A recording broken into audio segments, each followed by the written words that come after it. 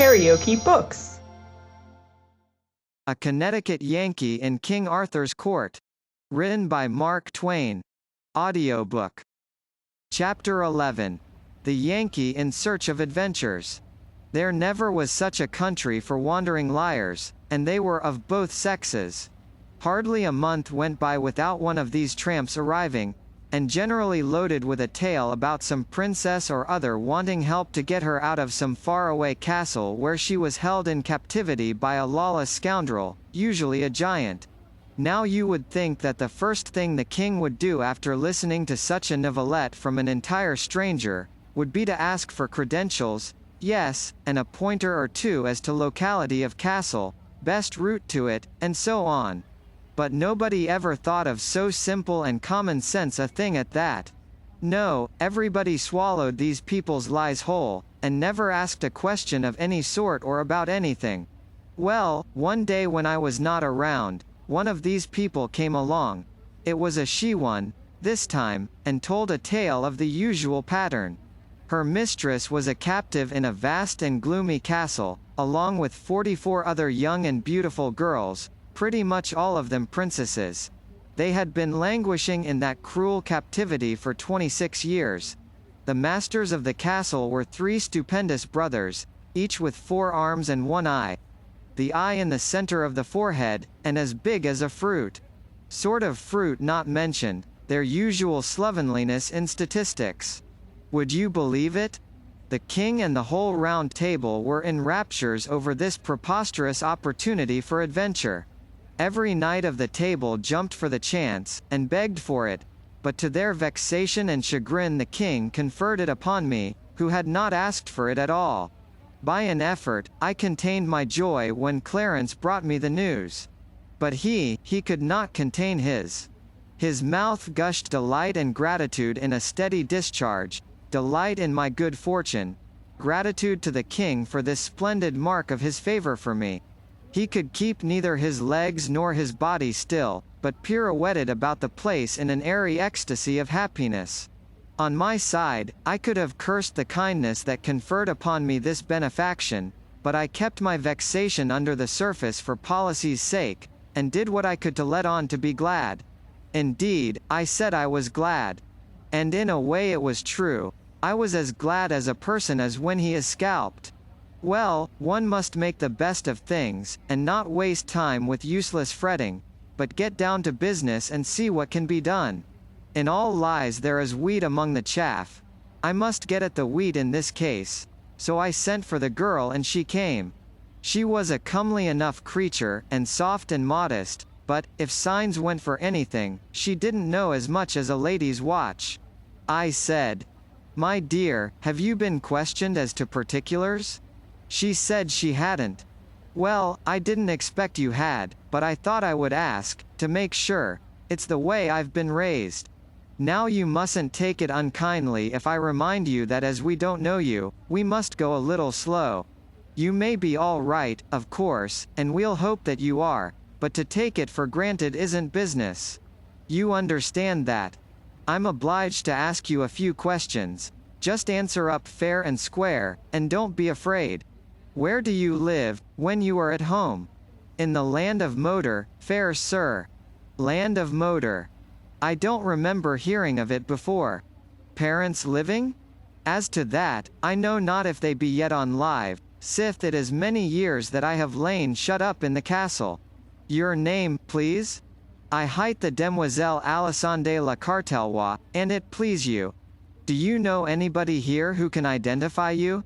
That were not likely, fair lord, I being come hither now for the first time.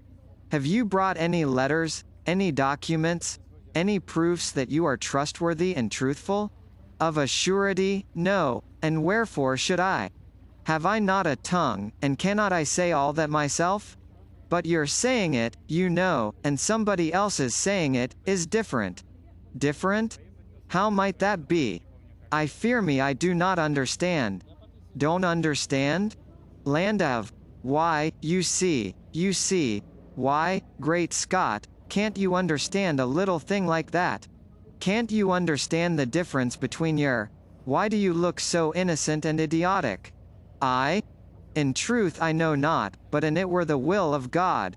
Yes, yes, I reckon that's about the size of it. Don't mind my seeming excited, I'm not. Let us change the subject. Now as to this castle, with 45 princesses in it, and 3 ogres at the head of it, tell me, where is this harem? Harem? The castle, you understand. Where is the castle? Oh, as to that, it is great, and strong, and well beseen, and lieth in a far country. Yes, it is many leagues. How many? Ah, fair sir, it were woundily hard to tell, they are so many, and do so lap the one upon the other, and being made all in the same image and tincted with the same colour, one may not know the one league from its fellow, nor how to count them except they be taken apart, and ye wit well it were God's work to do that, being not within man's capacity, for ye will note. Hold on, never mind about the distance. Whereabouts does the castle lie? What's the direction from here? Ah, please you sir, it hath no direction from here, by reason that the road leeth not straight, but turneth evermore. Wherefore the direction of its place abideth not, but is sometime under the one sky and anon under another. Whereso if ye be minded that it is in the east, and wend thitherward, ye shall observe that the way of the road doth yet again turn upon itself by the space of half a circle, and this marvel happing again and yet again and still again, it will grieve you that you had thought by vanities of the mind to thwart and bring to naught the will of him that giveth not a castle a direction from a place except it pleaseth him, and if it please him not, will the rather that even all castles and all directions thereunto vanish out of the earth, leaving the places wherein they tarried desolate and vacant, so warning his creatures that where he will, and where he will not he. Oh, that's all right, give us a rest. Never mind about the direction, hang the direction. I beg pardon, I beg 1,000 pardons, I am not well today. Pay no attention when I soliloquize, it is an old habit, an old, bad habit, and hard to get rid of when one's digestion is all disordered with eating food that was raised forever and ever before he was born. Good land! A man can't keep his functions regular on spring chickens 1,300 years old. But come, never mind about that. Have you got such a thing as a map of that region about you? Now a good map. Is it peradventure that manner of thing which of late the unbelievers have brought from over the great seas, which, being boiled in oil, and an onion and salt added thereto, dith? What, a map? What are you talking about? Don't you know what a map is? There, never mind, don't explain, I hate explanations. They fog a thing up so that you can't tell anything about it. Run along, dear. Good day. Show her the way, Clarence. Oh, well, it was reasonably plain. Now, why these donkeys didn't prospect these liars for details. It may be that this girl had a fact in her somewhere, but I don't believe you could have sluiced it out with a hydraulic. Nor got it with the earlier forms of blasting, even. It was a case for dynamite. Why, she was a perfect ass, and yet the king and his knights had listened to her as if she had been a leaf out of the gospel. It kind of sizes up the whole party. And think of the simple ways of this court. This wandering wench hadn't any more trouble to get access to the king in his palace than she would have had to get into the poorhouse in my day and country. In fact, he was glad to see her, glad to hear her tale. With that adventure of hers to offer, she was as welcome as a corpse as to a coroner. Just as I was ending up these reflections, Clarence came back. I remarked upon the barren result of my efforts with the girl. Hadn't got hold of a single point that could help me to find the castle. The youth looked a little surprised, or puzzled, or something, and intimated that he had been wondering to himself what I had wanted to ask the girl all those questions for. Why, great guns, I said, don't I want to find the castle? And how else would I go about it? La, sweet your worship, one may lightly answer that, I ween. She will go with thee. They always do. She will ride with thee. Ride with me? Nonsense. But of a truth she will. She will ride with thee. Thou shalt see. What? She browse around the hills and scour the woods with me, alone, and I as good as engaged to be married? Why, it's scandalous. Think how it would look. My, the dear face that rose before me. The boy was eager to know all about this tender matter. I swore him to secrecy and then whispered her name, Puss Flanagan. He looked disappointed, and said he didn't remember the Countess. How natural it was for the little courtier to give her a rank. He asked me where she lived. In East Har. I came to myself and stopped, a little confused. Then I said, never mind, now, I'll tell you some time. And might he see her? Would I let him see her some day? It was but a little thing to promise, 1300 years or so, and he so eager, so I said yes. But I sighed, I couldn't help it. And yet there was no sense in sighing, for she wasn't born yet. But that is the way we are made. We don't reason, where we feel, we just feel. My expedition was all the talk that day and that night, and the boys were very good to me, and made much of me, and seemed to have forgotten their vexation and disappointment, and come to be as anxious for me to hive those ogres and set those ripe old virgins loose as if it were themselves that had the contract. Well, they were good children, but just children, that is all. And they gave me no end of points about how to scout for giants, and how to scoop them in, and they told me all sorts of charms against enchantments, and gave me salves and other rubbish to put on my wounds. But it never occurred to one of them to reflect that if I was such a wonderful necromancer as I was pretending to be, I ought not to need salves or instructions, or charms against enchantments, and, least of all, arms and armor, on a foray of any kind, even against fire-spouting dragons, and devils hot from perdition, let alone such poor adversaries as these I was after, these commonplace ogres of the back settlements. I was to have an early breakfast, and start at dawn, for that was the usual way, but I had the demon's own time with my armor, and this delayed me a little. It is troublesome to get into, and there is so much detail. First you wrap a layer or two of blanket around your body, for a sort of cushion and to keep off the cold iron. Then you put on your sleeves and shirt of chainmail.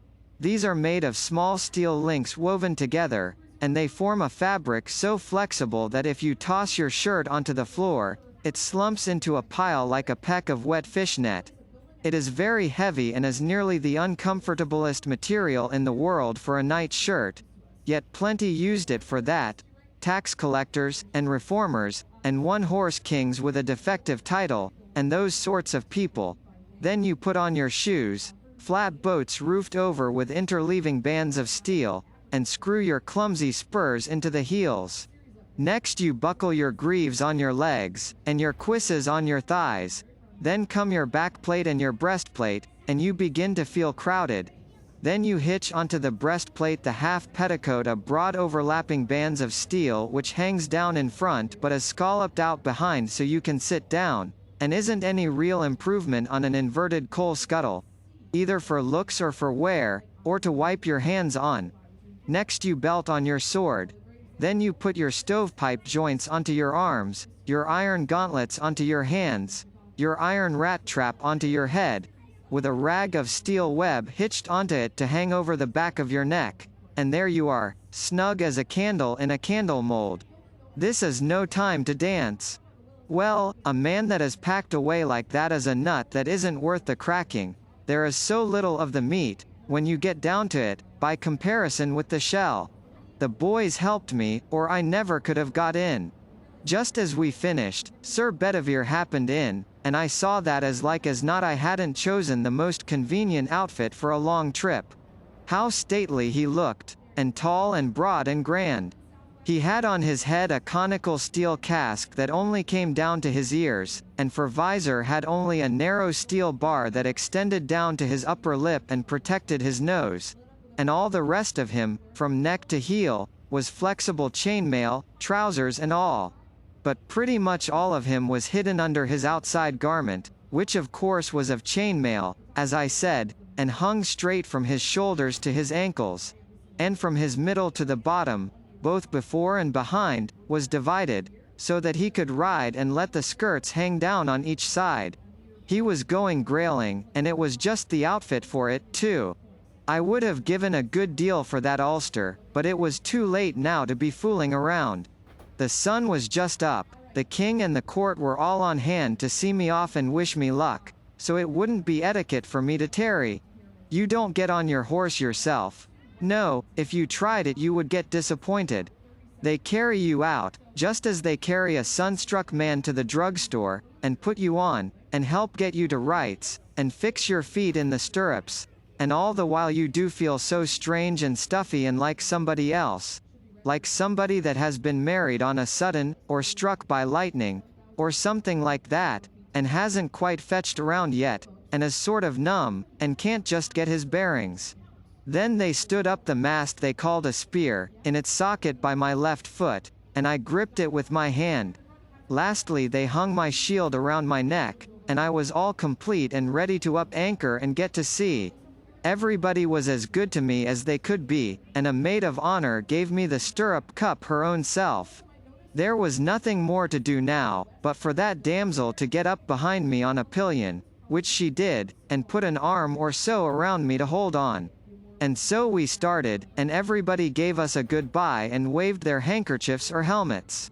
And everybody we met, going down the hill and through the village was respectful to us, except some shabby little boys on the outskirts. They said, "Oh, what a guy," and hove clods at us. In my experience boys are the same in all ages. They don't respect anything, they don't care for anything or anybody.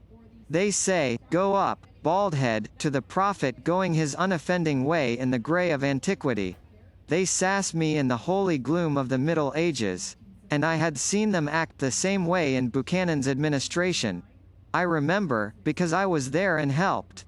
The prophet had his bears and settled with his boys, and I wanted to get down and settle with mine, but it wouldn't answer, because I couldn't have got up again. I hate a country without a derrick. KaraokeBooks.